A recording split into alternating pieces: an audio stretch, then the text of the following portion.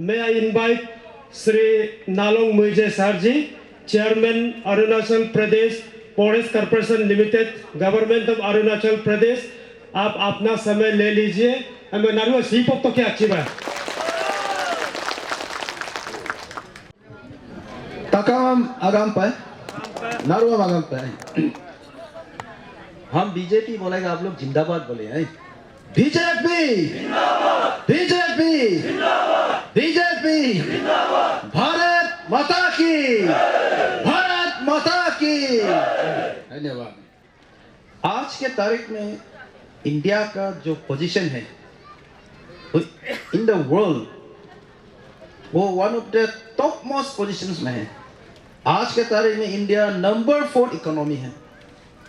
तो उसका मतलब यह है कि आज के तारीख में हमसे, इंडिया से आगे सिर्फ 3 कंट्री है in terms of economic size, यानी कि प्रोस्पेरिटी में, डेवलपमेंट में. नंबर 1 है यूएसए, जिसका आई थिंक $25 ट्रिलियन इकोनॉमी है. नंबर 2 चाइना है, जो अभी 20-21 ट्रिलियन इकोनॉमी है. उसके बाद में जर्मनी है, जो हमसे थोड़ा ही आगे than India. But with the kind of growth rate which we have, जिस तरह से हमारा इकोनॉमी बढ़ रहा है, जिस रेट से, जिस रफ्तार से, जल्द ही बहुत वेरी सुन हम जर्मनी को ओवरटेक कर जाएंगे और इंडिया नंबर 3 इकोनॉमी हो जाएंगे. ना सोचने वाली बात यह है कि ये ऐसा कैसा हो गया, क्यों हुआ. 10 साल पहले हुए नंबर 15, 15 साल पहले इंडिया तो नंबर 20 में थे. लेकिन 2014 के बाद चीज बदलने लगा. 2014 के बाद इंडिया का जो ग्रोथ है वो रैपिडली बढ़ने लगा. और ये इसलिए हुआ क्योंकि 2014 में इंडियन पॉलिटिक्स में एक बहुत बड़ा चेंज आया है.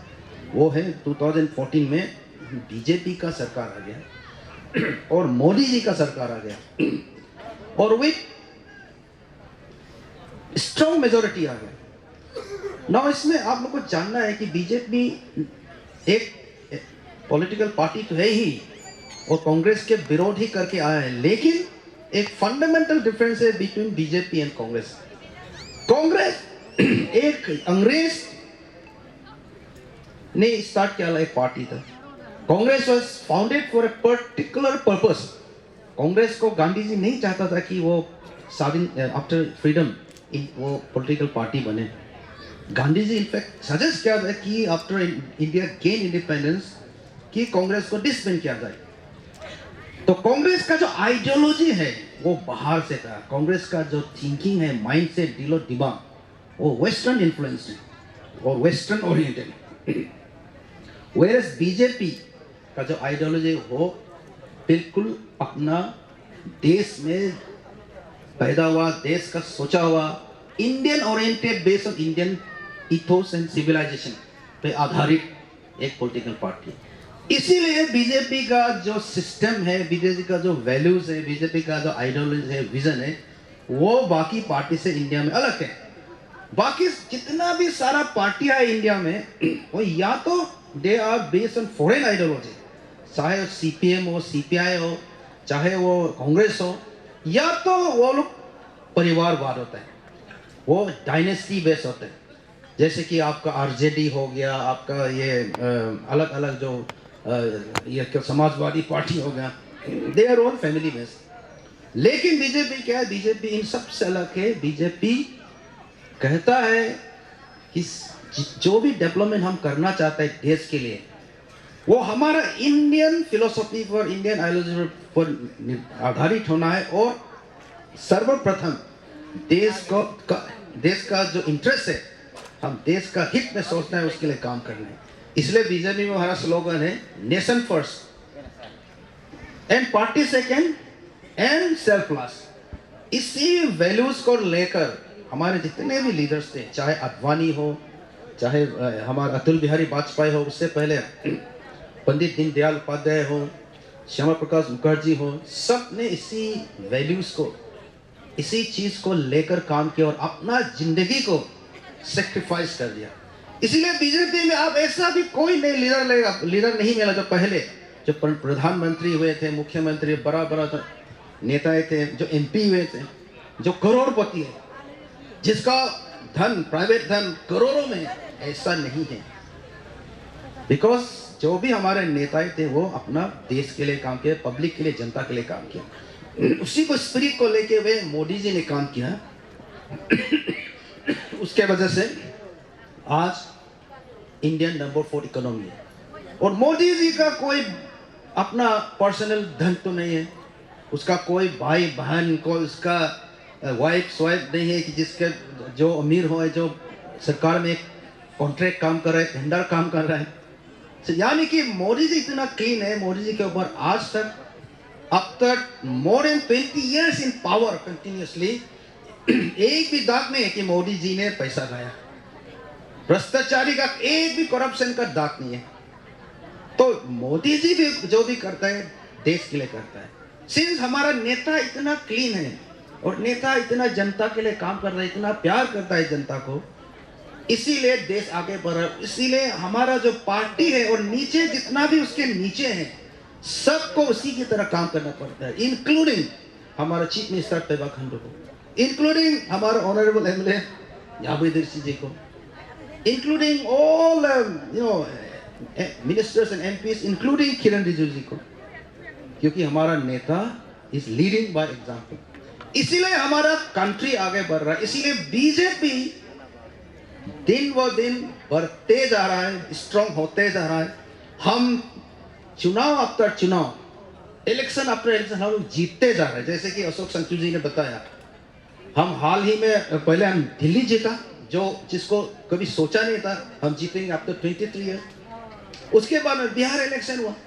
बिहार इलेक्शन में हमारा खुद का एक्सपेक्टेशन से भी ज्यादा हमको वोट मिला है। उसका मतलब क्या है, लोगों का जो विश्वास है वो बीजेपी के ऊपर है। आज सारा देश बीजेपी का साथ है, आज सारा देश मोदी जी के साथ है। इसी तरह से आज सारा अरुणाचल प्रदेश भी पेमा खांडू का साथ है। आपका लेपाराडा में रहने से भी सारा आप लोग याबी दिरसी जी के साथ ही है।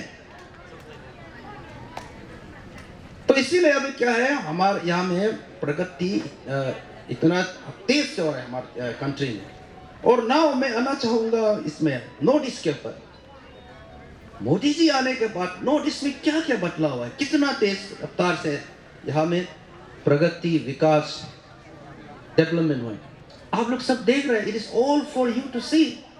आप रोड कंडीशन बोलो, एयर ट्रांसपोर्टेशन बोलो, हेल्थ केयर बोलो, हर क्षेत्र को और हर सेक्शन ऑफ द सोसाइटी को बीजेपी सरकार ने एड्रेस किया। वहाँ हमें युवा लोग बैठे हुए, एकदम ऊर्जावान युवा लोग हैं वहाँ। सब उनके लिए, युवाओं के लिए कितना प्रोग्राम है, स्टार्टअप, स्टार्टअप, आपका जो make in India, made in India, आपका खेल कूद के क्षेत्र पर कितना एजुकेशन, स्कॉलरशिप पे इतना सारा, स्किल डेवलपमेंट पे युवाओं के ऊपर कितना स्कीम्स है, फार्मर्स के लिए, महिलाओं के लिए, वुमेन के लिए,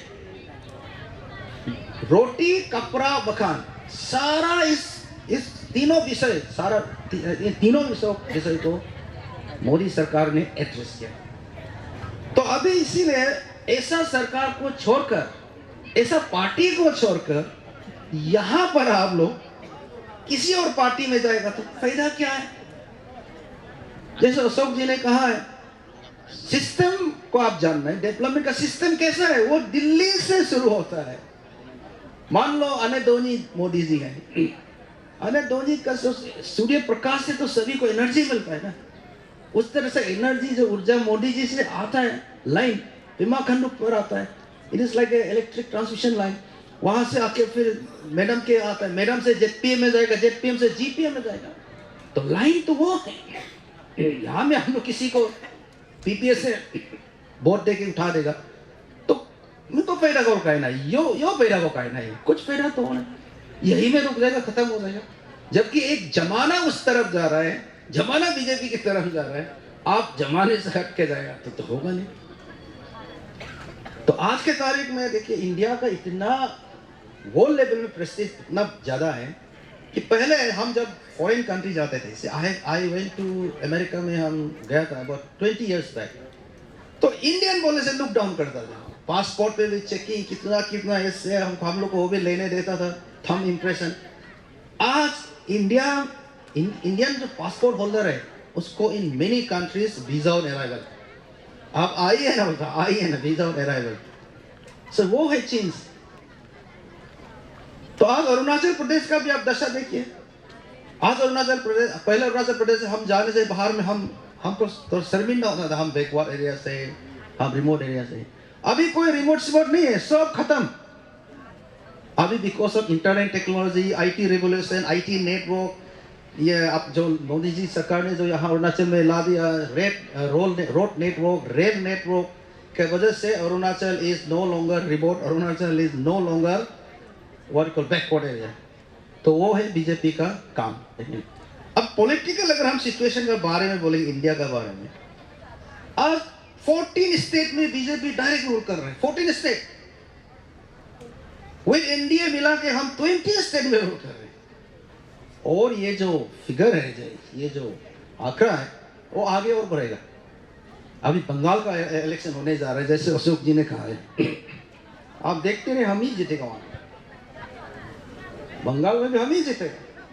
तो आने दिनों असम हो रहा है, असम में भी हम ही जीतेंगे।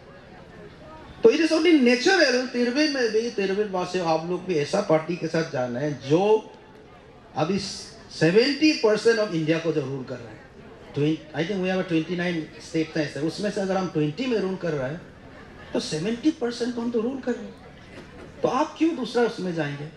नाउ टॉकिंग अबाउट पार्टी, अगर हम पार्टी के बारे में बात करें, आज बीजेपी का direct member, primary member in the country 11 crore है। ये 11 करोड़ कैसे आया आपको मैं बताऊं। ये पहले ज्यादा था। पहले हमारा जब फर्स्ट मेरे समय में, हम when I was general secretary, हम जब किया था उस समय ये 3 करोड़ बीजेपी का मेंबर था ऑल ओवर इंडिया। फिर सारा उस सदस्यता को, मेंबरशिप को खत्म करके बीजेपी ने फ्रेश मेंबरशिप ड्राइव लॉन्च किया। वो क्यों किया? For 2 reason. One is BJP जानना चाहता था वाकई पार्टी को जनता पसंद करता है ना नहीं। वाकई हमारे जो मोदी जी का जो काम है, हमारे जो मुख्यमंत्रियों का जो काम है, हमारे नेताओं का काम को जनता अप्रिशिएट सर्टिफिकेट देता है कि नहीं? अगर देता है तो बीजेपी सदस्यता वो लोग लेंगे, मेंबरशिप लेंगे। 2 महीने में हम लोग 10 करोड़ पार किए। So that is the popularity of BJP. आज अरुणाचल प्रदेश की अगर मैं बात करूं, आज अरुणाचल प्रदेश में 8 लाख वोटर्स है। Voters, I am not talking about ordinary public, मैं वोटर्स को बात करता हूँ। वोटर लिस्ट में एनरोल्ड है, उसमें से करीबन 4,70,000 यानी कि रफली 5 लाख आदमी वोटर्स हमारा डायरेक्ट बीजेपी का मेंबर है। Direct member. तो ऐसा पार्टी कैसे चुनाव हारेगा आप बताइए? 46 हमारा अभी एमएलए है और बाकी तो अलायंस में तीनों what you call this MPs हमारा बीजेपी का ही है। इसीलिए मेरा आप लोग से यही एडवाइस रहेगा कि तिरबिन वासियों से 7 कास्ट के तिरबिन जो यहाँ के जो जिला सेगमेंट के जो सिटीजन्स हैं, नागरिक हैं, आपसे मेरा यही एडवाइस है कि आप लोग सब जो भी बाहर गए हैं, जो भी इलेक्शन कंटेस्ट करने जो कदम होता है, उनको भी आप लोग सब लोग बोलिए कि आप लोग वापस आइए पार्टी में और आप लोग विकास के साथ जोड़िए, डेवलपमेंट के साथ जोड़िए।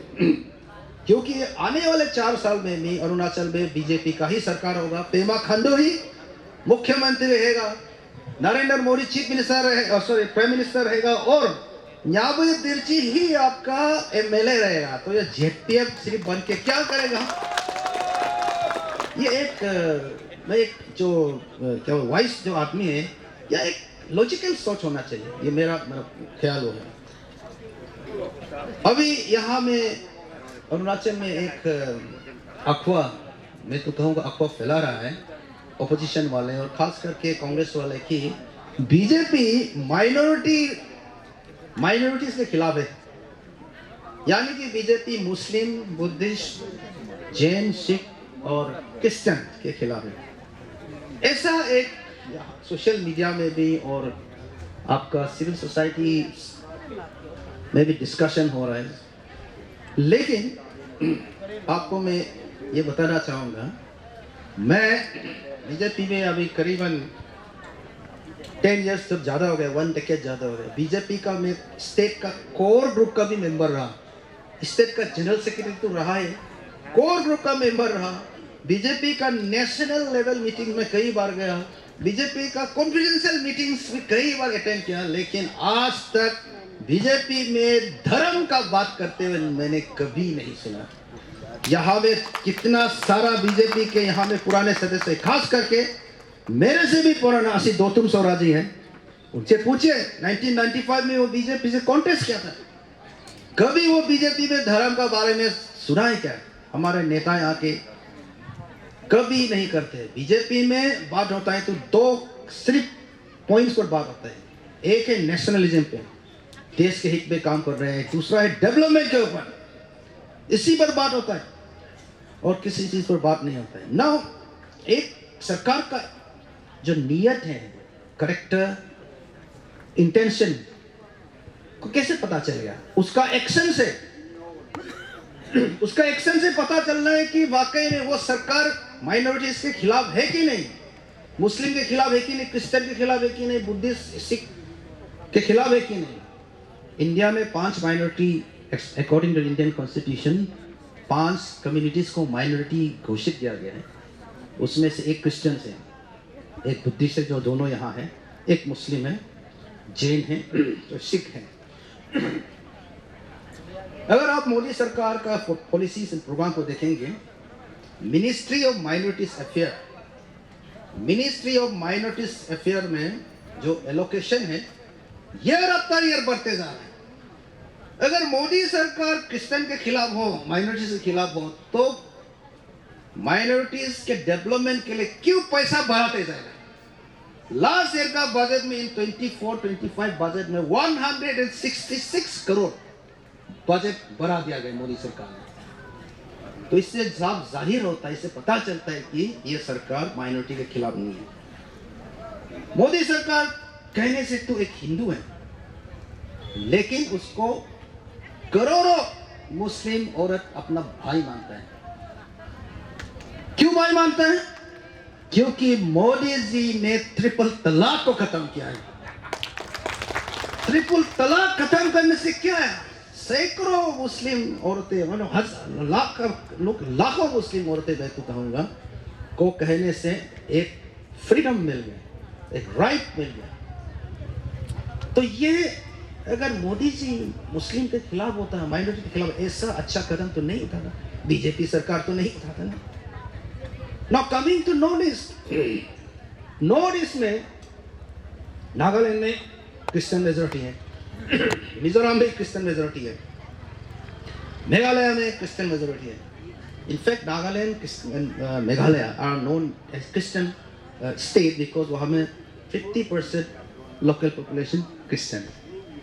अरुणाचल में बहुत सारा क्रिश्चियन है, असम में बहुत है, यानी कि नॉर्थ ईस्ट में, होल नॉर्थ ईस्ट में देखा जाए तो क्रिश्चियन का जो परसेंटेज है वो बाकी जो रीजन है उससे ज़्यादा इंडिया है। लेकिन पिछले 10 साल में जितना डेवलपमेंट मोदी जी ने दिया है नॉर्थ ईस्ट को, वो कहीं नहीं दिया है। नॉर्थ ईस्ट का जो चित्र है, नॉर्थ ईस्ट का जो छवि है, इमेज, अभी वो बदल गया। मोदी जी ने क्या कहा है? मोदी जी ने ये कहा है कि इंडिया अगर ग्रो करना हो, भारत आगे बढ़ना है, तो नॉर्थ ईस्ट आगे बढ़ना पड़ेगा। नॉर्थ ईस्ट ही इंडिया का ग्रोथ का इंजन हो सकता है। इतना इंपॉर्टेंस मोदी जी ने दिया है और उसके चलते इतना सारा डेवलपमेंट एक्टिविटीज दे दिया। उसके चलते उन्होंने खुद ये तय किया कि मैं बार मैं नॉर्थ ईस्ट में आऊंगा, और उन्होंने ये भी आदेश दे दिया कि मेरे जितने भी मंत्रीगण हैं, एवरी फोर्टनाइट यानी कि 15 दिन में एक मंत्री या होना ही है। ऐसा करके अभी पिछले आपका 10 साल में Modi ji more than 70 times north east visit किया, 70 टाइम्स। और मंत्री आप तो कितना बजे के हम लोग भी अभी काम करना छोड़ गया। एक दिन क्या हुआ हमारे अरुणाचल प्रदेश में, I was that time general secretary, लोतेल को लोंगातेल लोग एक दिन में 7 मंत्री आए, एक दिन में 7 मंत्री। तो ये क्यों आ रहा है? ये because they care for railway होना है, इकोनॉमिक ग्रोथ होना है, टूरिज्म आगे बढ़ना है, स्पोर्ट्स आगे बढ़ना है, महिलाएं आगे बढ़ना है, ये सोच रहा है ना। तो ऐसा सरकार जो इस तरह से जो सोचता है वो कैसे क्रिश्चियन का अगेंस्ट होगा? आप बताइए, वो कैसे माइनॉरिटी का अगेंस्ट होगा? तो इसलिए जो भी गलत फहमियां और जो भी गलत इंफॉर्मेशन फैला रहे हैं, आप लोग उसको ध्यान मत दीजिए। आप लोग सरकार का जो काम है, कार्य है, सरकार का जो पॉलिसी है, प्रोग्राम है, उसको देखते हुए आप जजमेंट देना है। अभी अरुणाचल प्रदेश में दूसरा जो इश्यू है वो है Arunachal Pradesh freedom of religion act का बात। इसको लेके फिर ऑपोजिशन एक मुद्दा बना दिया। इसको लेके कह रहा कि बीजेपी तो क्रिश्चियन के खिलाफ है, इसको लेके कह रहा कि अफरा तो एकदम क्रिश्चियन का खिलाफ है। मित्रों, Arunachal Pradesh freedom of religion act was pass in 1978। 1978 में बीजेपी सरकार नहीं था। 1978 में पीके थुंगोंजी का सरकार था। 1980 को बीजेपी पैदा हुआ है। तो जो भी उस समय में पास हुआ उन्होंने पास किया था। और उस समय में हमारे यहाँ में यूनियन टेरिटरी था, पीके थुंगोंजी थे मुख्यमंत्री। और हमें बताया गया है और हमने भी थोड़ा रिसर्च किया है कि ये जो एक्ट है, इनफैक्ट इसको अकेन लेगो बोल के रोइंग का एक एमएलए था, उन्होंने ही एक रेजोल्यूशन मूव किया था। Aken Lego was a Christian MLA. Aken Lego was not a Muslim MLA और indigenous MLA. Aken Lego was a Christian MLA. उस समय में the reason for moving this resolution was quite different. Now मैं आपको बताऊंगा इसमें क्या कहता है अपरा। अपरा ये कहता है कि हमारा जो किसी का भी जो धर्म है, चाहे वो क्रिश्चियन हो, चाहे मुस्लिम हो, चाहे बुद्धिस्ट, उनका धर्म को बचाना है, बरकरार रखना है। और जो भी धर्म परिवर्तन करना चाहता है वो अपने मर्जी से करना है। अपरा ये नहीं करे कि आप you can not change religion. You can, इनमें लिखा है you can change, you can convert, that is your wish. But it should be your decision. There should not be any extraneous influence. कोई coercion नहीं होना है, कोई inducement नहीं होना है, और कोई psychological exploitation नहीं होना है। ये कहता है, and that is for everybody, सभी के लिए। और ये कहता है कि अगर कोई इसमें जो मेन जो कंट्रोवर्शियल जो चीज जो हुआ था, जो प्रोविजन इसमें जिसको उठाते हैं लोग, वो है कि एडमिनिस्ट्रेशन को हम इन्फॉर्म करने का बात ही चेंज कर सकते हैं धर्म परिवर्तन। ऐसा नहीं है। उसमें ये लिखा है कि अगर आपने मान लो हम अभी नालोंग मुझे इस दोनी follow, I want to become say Buddhist और ले मुस्लिम, तो मैं आफ्टर माय कन्वर्शन और वंस मैं अपने को मुस्लिम मानने के बाद मैं जाके डीसी को सिर्फ इन्फॉर्म करना है कि मैंने ऐसा ऐसा कर लिया एंड ये मेरे अपने मर्जी से हुआ है, ये किसी का उससे इन्फ्लुएंस से या प्रेशर से नहीं हुआ है, उतना ही है। उसमें ये नहीं कहता है कि उसकी आप नहीं कर सकते। दोस्तों, मैं आप लोगों को एक रियलिटी बताना चाहूँगा जो अरुणाचल में अभी हाल ही में हो रहा है। आने वाले दिनों में शायद ये जो इशू है आप लोग भी इस पर चिंता करेंगे और इस पर आप लोग भी गौर करेंगे। अभी आप लोग देख रहे होंगे सोशल मीडिया में आरपीओ बोल के एक ऑर्गेनाइजेशन है और ईटानगर में काफ़ी मुस्लिम इस्लाम के ऊपर मस्जिद के ऊपर, इलीगल मस्जिद के ऊपर चर्चा हो रहा है। दुनिया में सबसे जो तेजी से जो बढ़ने वाला या बढ़ रहा जो बढ़ रहा है वो रिलीजन है इस्लाम, मुस्लिम। अभी दुनिया में सबसे तेजी से होगा। अभी अरुणाचल प्रदेश में भी तो आ गया ना। तो मान लो आपको यहाँ में हमारे क्रिश्चियन भाई बहन लोग हैं और मान लो एक क्रिश्चियन आदमी कन्वर्ट करना चाहता है इस्लाम में, अपरा ये कहता है कि आप कर सकते हैं, लेकिन अपरा आपको एक सेफ गार्ड दे रहा है कि ये आपका मर्जी से हो रहा है और ये लीगली हो रहा है, लॉफुली हो रहा है, विदाउट एनी साइकोलॉजिकल एक्सप्लॉइटेशन और इंड्यूसमेंट। ये एक सेफ गार्ड मैकेनिज्म दिया गया है, तो उतना ही है। और that applies to us also, everybody. Suppose में डोजी पोलो से क्रिश्चियन में जाना चाहिए, क्रिश्चियन डोजी पोलो में आना चाहिए, उसको भी सेम प्रोसीजर फॉलो करना है, प्रेस्क्रिप्शन ऐसा है। और दूसरा मुद्दा इस पे यह था कि ये आर्टिकल 25 के खिलाफ है क्या। इसके ऊपर कई कोर्ट केसेस हुए, मैं शॉर्ट में बताऊंगा। सारा कोर्ट केस में सुप्रीम कोर्ट ने कहा कि ये कॉन्स्टिट्यूशन के खिलाफ नहीं है। आर्टिकल 25 इतना ही कहता है कि फ्रीडम ऑफ रिलीजन सभी के पास है, सभी सिटीजन, सभी इंडिया के जो नागरिक है उसको फ्रीडम ऑफ रिलीजन गारंटी किया जाता है। लेकिन फ्रीडम ऑफ रिलीजन एब्सोल्यूट नहीं है कि आप जो भी कर सकेगा, ऐसा नहीं है। It should be with in the bound of the law. तो अपरा के इसके ऊपर बहुत सारा सुप्रीम कोर्ट में केस हो चुका है और सभी केसों में सुप्रीम कोर्ट ने कहा कि ये अनकॉन्स्टिट्यूशनल नहीं है। अभी तीसरा इश्यू अपरा भी है कि इसके रूल के ऊपर, ये जो एक है हमारा सरकार ने तो पास नहीं किया, ये पास किया था 1978 में, तो किसी ने इसमें PIL कर दिया कि इसका ऊपर रूल होना है। और नियम भी यही है, एक पास करने के बाद उस पर रूल बनाया जाता है।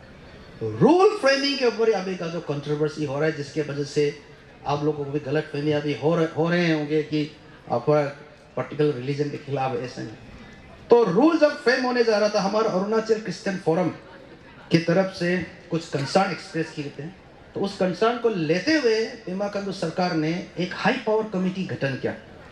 उस हाई पावर कमेटी में हमारे जितने भी अरुणाचल प्रदेश में अलग अलग धर्म के जो लीडर्स हैं उनको मेंबर बनाया, और सिविल सोसाइटीज के बॉडीज को भी मेंबर बनाया, और हमारे होम मिनिस्टर बालोराज साहब को चेयरमैन बनाया था, फिर मामा नातुंग जी को चेयरमैन बनाया, फिर बालोराजा जो एक क्रिश्चियन मिनिस्टर है उसको MLA मेंबर बनाया, हंचुन गांधम जी उसको मेंबर बनाए, वो भी एक बहुत ही सिंसियर क्रिश्चियन है, मेरा बहुत अच्छा दोस्त है और बहुत अच्छा जेंटलमैन है। बना के कंसल्टेशन के बाद में जो रूल बनाए उसके ऊपर चर्चा होना था। तो उसके बाद में क्या, अरुणाचल क्रिश्चियन फोरम का एक रिक्वेस्ट ये था कि जो चेयरमैन है उसको एक न्यूट्रल आदमी को देने से, प्रेफरेबली ए रिटायर्ड जज ऑफ द हाई कोर्ट। तो इसलिए अभी क्या सरकार ने फिर से एक नया एक सर्कुलर एक ऑर्डर इशू किया, जिसमें ऑनरेबल जस्टिस कोटोकी जी को कोटोकी को अभी चेयरमैन बनाया गया है। और ये जो कमेटी है, हाई पावर कमेटी, जो रूल जो सरकार प्रपोज कर रहा है उसके ऊपर उसको एग्जामिन करेंगे, उसके ऊपर फिर डिस्कशन करेंगे, उसी के बाद में ही एक फाइनल रूप आएंगे। और इसमें कमेटी में कौन कौन है, आपका अरुणाचल क्रिश्चियन फोरम है, हमारा IPSAP है, फिर हमारा अखिल भारत हमारे विश्व हिंदू परिषद के हैं, ऐसे करके हमारे अलग अलग जितने भी जो हमारे फेथ बेस्ड ऑर्गेनाइजेशन है उन सभी ऑर्गेनाइजेशन से मेंबर्स ले गए, ताकि it is an all representative एक एक्सरसाइज हो। और चेयरमैनशिप करेंगे एक न्यूट्रल रिटायर्ड जज ऑफ द हाई कोर्ट। तो अभी इलेक्शन आ गया, इलेक्शन आने से मॉडल कोड ऑफ कंडक्ट लग जाता है, इसीलिए ये जो कार्य है अभी फॉर द टाइम बीइंग इसको सरकार रोक के रखा, बिकॉज अभी नहीं हो सकता है। तो इसलिए आप सबको गलत फहमी में नहीं रहना है कि BJP is against minorities, against tribal, against what you call Christian Muslim, ऐसा नहीं है। बुद्धिस्ट ऐसा होने से नॉर्थ ईस्ट को इतना डेवलपमेंट नहीं देगा और इतना डेवलपमेंट नहीं करेगा। एंड अपरा is against any particular religion, ये आप कभी भी गलत फहमी में नहीं रहना है। और मेरा यही रिक्वेस्ट है आप लोग से, इस पे आप लोग और अगर एनीबडी हु इज कंसर्न है, इंटरेस्ट है, आप और भी स्टडी कीजिए, और भी जांच पड़ताल, और मेरे से मुझे भी आके मिल सकता है, तो इसमें मैं और भी क्लैरिटी आप लोग के लिए, अगर एनी डाउट मैं आप लोग के लिए डाल सकता हूँ। हैविंग सेड दैट, फिर मैं जैसे तारिक राय जी ने कहा उसमें मैं आऊँगा अबाउट पार्टी डिसिप्लिन, ये मेरा लास्ट पार्ट है। देखा जाएगा तो ऑलरेडी 7 तिरबिन जिला सेगमेंट में ऑलरेडी बीजेपी तो जीत चुका है। आपका ये हैदर अली, ये टोमी हैदर जी, हम दोनों बात कर रहे थे, वो मुझे दिखा रहे हैं उनके रिपोर्ट में, एक ही जीपीएम सेगमेंट में कॉन्टेस्ट हो रहा है, एक ही जीपीएम सेगमेंट में कॉन्टेस्ट हो रहा है। तो ये सब क्या चीज, ये सब जरूरी नहीं था। Already we are winning 99.9%। इसलिए अगर बिहार में फेल हो गया, अगर अपी गादी जी हार गए, हार उसका नहीं होगा, हार आप लोगों हो और आप लोगों का वजह से ही, इन डिसिप्लिन की वजह ही हार सकती है, नहीं तो मैं यहाँ हारने का कोई जगह ही मैंने दिखाई दे रहा है। और मेरा भी यही आप लोग से रिक्वेस्ट रहेगा कि पार्टी का डिसिप्लिन फॉलो कीजिए, अगर नहीं किया तो मेरा भी डायरेक्शन रिक्वेस्ट डिस्ट्रिक्ट प्रेसिडेंट से यही रहेगा। और इस तरह डिसिप्लिन एक्शन कमेटी इस तरह से स्ट्रिक्ट एक्शन लेना है, चाहे वो जेपीएम हो, जीपीएम हो, जो भी हो, कोई भी स्तर के लेवल के हमारा बीजेपी पदाधिकारी हो या ऑफिस बेरर हो, उनको डायरेक्ट एक्सपेल कर देना है 6 मंथ के लिए, डायरेक्ट एक्सपेल। क्योंकि अगर कुछ लोग हमारे यहाँ से जाने से भी होगा, क्योंकि ऑलरेडी हमारे पास 5 लाख मेंबर्स है बीजेपी में, कुछ लोग जाने से ये नहीं हो कि जावेद दिलची पावर से जाएगी, ऐसा नहीं है। हाँ, कुछ लोग ये चले जाएगा, ये नहीं है कि बीजेपी पावर से हट जाएगा, ऐसा नहीं है। हाँ, उल्टा वो लोग जगह में दूसरा लोग जोड़ जाएगा, ठीक है। इसीलिए इसमें there should be no leniency, इसमें कोई माप साफ नहीं होना है। अगर ऐसा होगा तो समरली उनको आप लोग एक्सपेल कर दीजिए, बाकी बात में देखा जाएगा।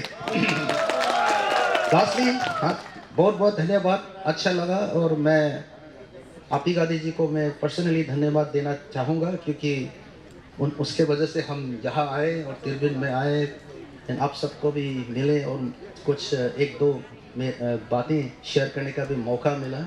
आशा करता हूँ आने वाले दिनों में यहाँ बीजेपी का ही जेपीएम होंगे और प्रगति और खुशहाली यहाँ आएंगे, ये आशा करते हुए मेरे वाणी को मैं यही विराम देता हूँ। भारत माता की, भारत माता की, भारत माता की। अपी गांधी, अपी गांधी, अपी गांधी, याबे दिलची, याबे दिलची।